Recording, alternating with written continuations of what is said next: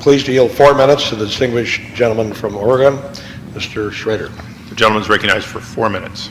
Thank you, Mr. Chairman. Mr. Speaker, I appreciate the opportunity to speak on this bill. This fire season has put the need for real forest management in pretty stark relief for those of us that live out west. The current laissez-faire forest policy with these random desperate measures to fight increasingly horrific fires that threaten and destroy rural and now we've seen in California suburban communities is completely inadequate and increasingly costly to the taxpayer.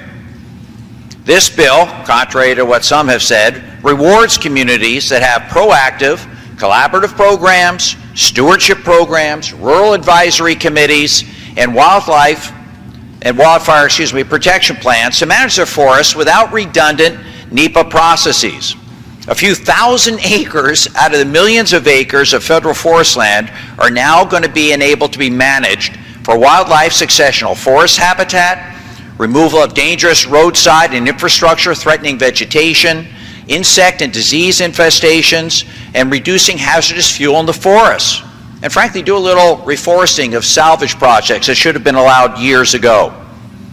We also pilot a few arbitration projects to avoid the endless, frivolous litigation of every single forest management project, at least in Oregon, and I think elsewhere. The SRS payments continue to rural communities whose way of life have been basically taken away from them by the endless frivolous litigation in our federal forests. And counties for the first time get some revenue from the very stewardship contracts that we want to encourage, but not at the expense of rural communities' economic health. Many are still stuck in the recession, and this bill is critical to their revival.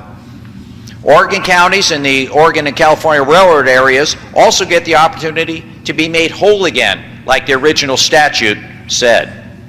And I think it's important to note for a lot of our friends out there that the current forest plans, regional forest plans, still apply, and they're not undermined. We just give flexibility to the Forest Service folks within the regions to do what they think needs to be done to keep those forests healthy. We empower good management.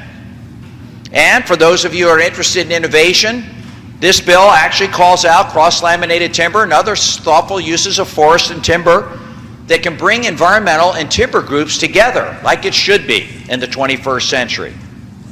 And finally, most important of all, and for some folks, we actually get wildfire disaster funding included as a reasonable topic of conversation. Get out of the current fire borrowing policy that is preventing the Forest Service and BLM from doing good forest management to prevent those fires in the first place.